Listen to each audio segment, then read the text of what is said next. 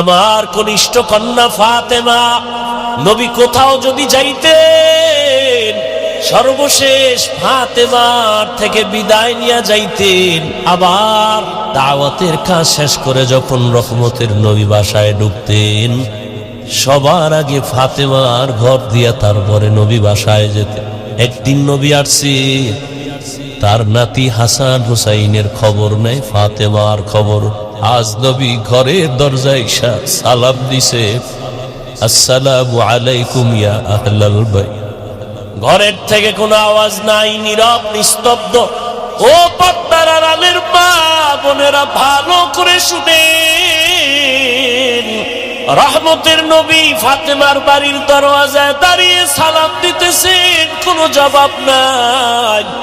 আবার আওয়াজ দিলেন, আসসালামু আলাইকুম ইয়া আহলাল বাইত। ও ঘরওয়ালা দরজা খোল। এখনো কোনো আওয়াজ নাই। মায়ার নবী আবার পেরেশান হয়ে গেলেন, নাকি আমার নাতিও মারা গেল না, আমার ফাতেমাও মারা গেল। আবার আওয়াজ দিলেন, আসসালামু আলাইকুম ইয়া আহলাল বাইত। ঘর থেকে আওয়াজ আসতেছে ফাতেমার কচি কণ্ঠ। রহমতের নবী ঘরের মধ্যে চুপচাপ বসে আছি, দয়া করে আজ দেখা দিয়েন না, আপনার সামনে দাঁড়াবার মতো কোনো কাপড় আমার নাই। রহমতের নবী কান্না করেন। রহমতের নবী একটা চাদর দিয়ে কয়, মা চাদর পরে আসো।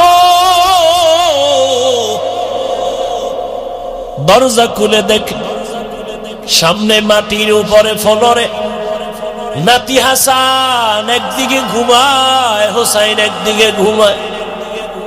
নানার কণ্ঠের আওয়াজ পাইয়া হাসান হুসাইন লাভ দিয়ে উঠে নানার গলা জড়ায় কাঁদে আর কয়, ও নানা আম্মুর বিচার করো, আমাদের আজ খানা দেয় নাই, আমরা না খেয়ে কান্না করে করে মাটির মধ্যে পড়ে গেলাম। ফাতেমাও কাঁদে, হাসান কান্দে, নবীও কান্না করে। এমন করুণ হালাত। ফাতেমা রাদিয়াল্লাহু আনহা বলেন, রহমতের নবী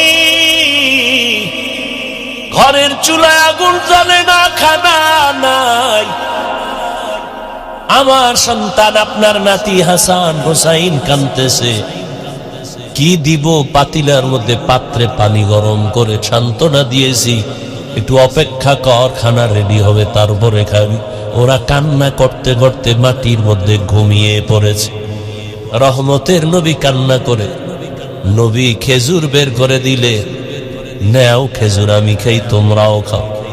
রহমতের নবীর বরকতি হাত মুবারকের খেজুর খেয়ে 3 দিন 4 দিনের ক্ষুধা জাগায় নিবারণ হয়ে গেল।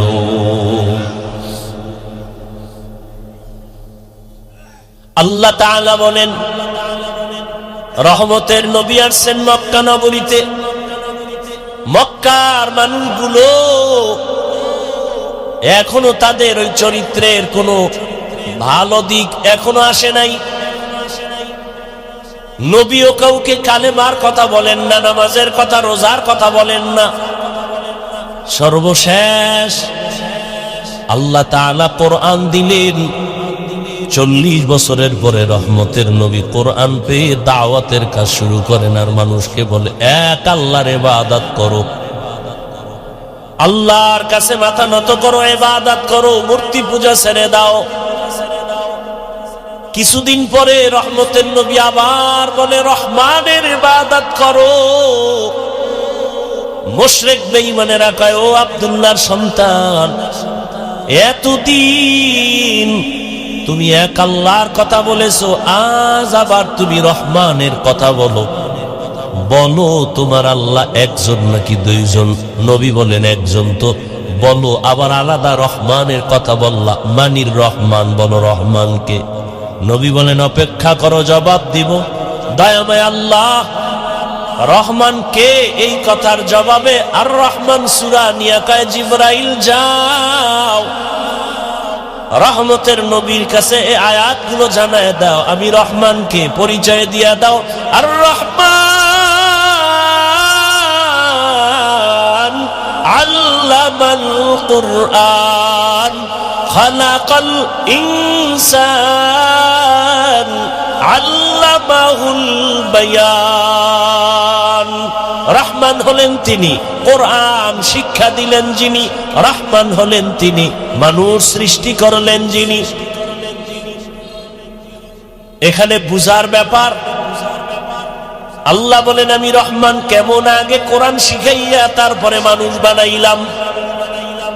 অথচ বাস্তবে দেখি তার উল্টা। আল্লাহ আগে আমাদের সৃষ্টি করেছেন, তারপরে আমরা বড় হয়ে কোরআন শিখেছি। এটাই তো বাস্তব। আমরা কি আগে